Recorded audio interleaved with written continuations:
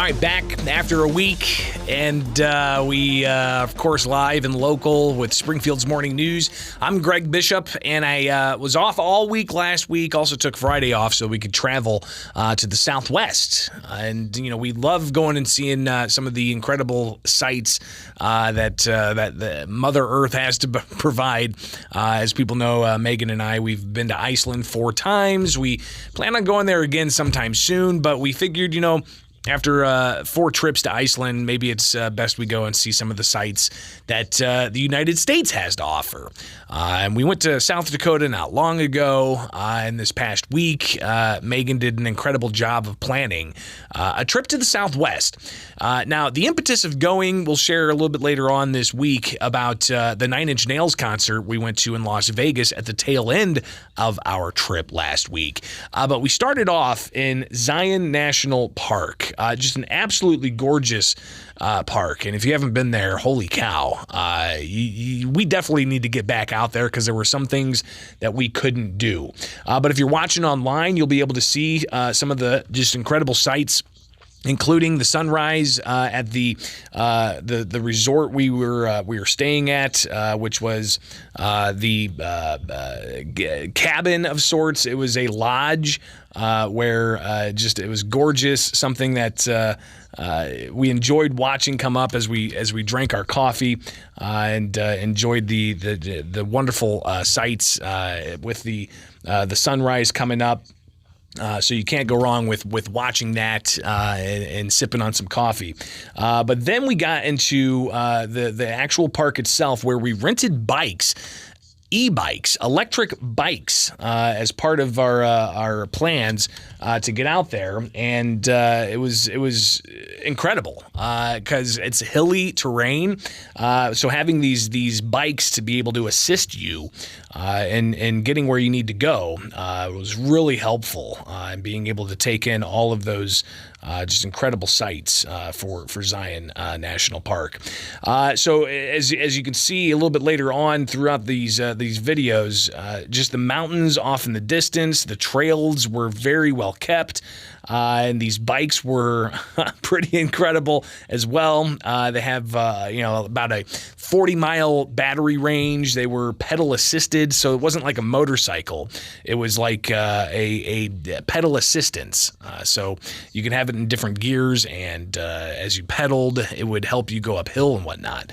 And a lot of tourists out, a lot of buses. We had to pull off to the side of the road to allow for some of these buses. But just being able to go by yourself on an electric bike and ride the streets that were closed to other traffic except for the trams and the bicyclists and the hikers, very well kept. But being in between these grand canyons, these incredible bluffs, these jagged mountains, and being in the shadows while the sun was on one side, but then as you come across another side, you're getting splashed with the sun.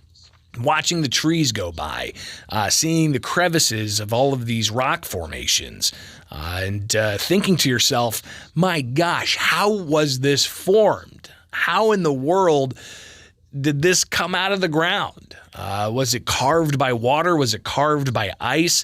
Obviously, Meghan and I, we joke to ourselves when we're on these vacations that we kind of want to go and get some kind of, ridiculous junior geology degree just to be able to look at things and say, oh, okay, that's how that was formed.